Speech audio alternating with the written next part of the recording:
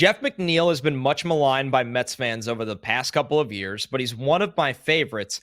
What are the upside and downside scenarios with Jeff, and where do you think his season will truly land? This is a tough one, Joe, because McNeil has kind of fallen into this pattern of having good halves and bad halves, and you just Right. don't know what McNeil you're ultimately going to get. Of course, being healthy plays a big factor into that.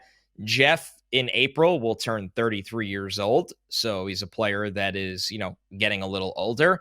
I think, I know things have been trending the wrong way. I mean, this is a player with an OPS under 700 last year. 2 years ago, obviously in 2022, where he hit 326, the OPS was 836.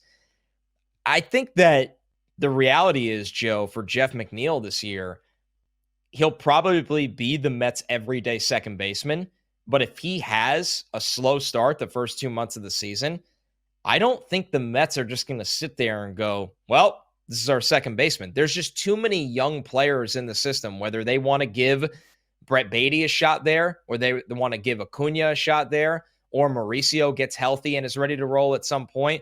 Do they think Jet Williams deserves a crack at second base? There's just so many players, Joe, that I think at some point, if McNeil doesn't produce, the Mets won't be afraid to turn the page. I hope he does, and this isn't even a conversation, but there are options now behind him, and I felt like over the years, we didn't always say that.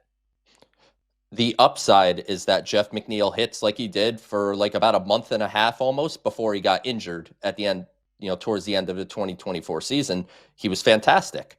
The downside is he comes out of the gate slow, as you mentioned. He struggles, and one of these young players pushes him out of the job, and his versatility becomes a weapon off the bench. Like, that's ultimately what the downside is. I don't think McNeil is the type of player that's going to find his way off the roster unless there's a trade of some semblance of value.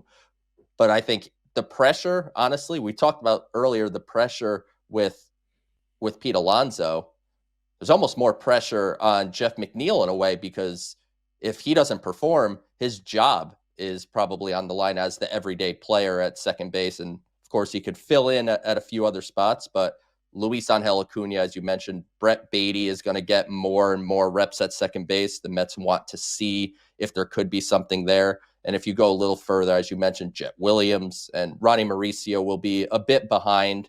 Carlos Mendoza said today that he is probably not getting into spring training games until the middle of March. So I think the expectation would be Mauricio is going to be just a little bit behind.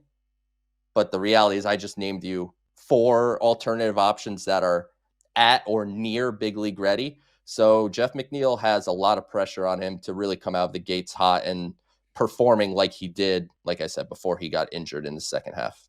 Yeah, what version are we going to get? I mean, in July, 889 OPS, hit 5 of his home runs in July. In August, 852 OPS, hit 3 home runs.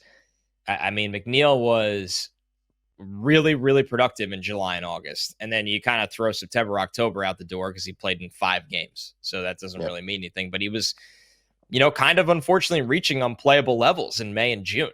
I mean, he hit under 200. So it's going to be really interesting to see how he starts the season and if he can kind of unlock somewhere in the middle, man. Like, you don't need to be a guy with an 889 OPS to be the Mets everyday second baseman, but can you be somewhere in the middle? And he's not an OPS guy. No, because he doesn't hit for power. Yeah, so he needs to hit for a reasonable batting average and get his on-base skills that were there back to a range. Like, can he hit 275 with a 340 on-base percentage? If he does that, then Jeff McNeil could be in your lineup.